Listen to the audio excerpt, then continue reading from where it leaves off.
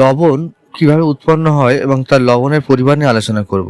লবণ উৎপন্ন হয় অ্যাসিড ও ক্ষারের বিক্রিয়া হইতে, এবং এই লবণ তখনই উৎপন্ন হয় যখন অ্যাসিডের H+ আয়নগুলো প্রতিস্থাপিত করা হয় কোনো ধাতব আয়ন বা অ্যামোনিয়াম আয়নের দ্বারা।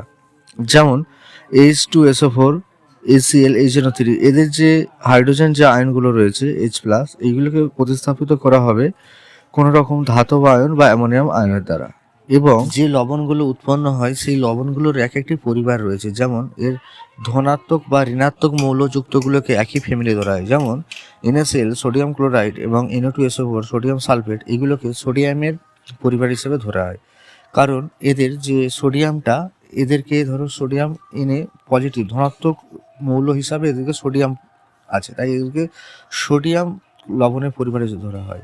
আবার NaCl এবং KCl, এক্ষেত্রেও সোডিয়াম ক্লোরাইড রয়েছে, কিন্তু তার সাথে রয়েছে KCl, এবং এক্ষেত্রে পটাশিয়াম ক্লোরাইড রয়েছে। এক্ষেত্রে আমরা ক্লোরিন যেক্ষেত্রে রয়েছে ঋণাত্মক রূপে রয়েছে, দুক্ষেত্রেই ঋণাত্মক রূপে রয়েছে, তাই এদেরকে ক্লোরাইডের পরিবার হিসেবে আমরা বর্ণনা করব।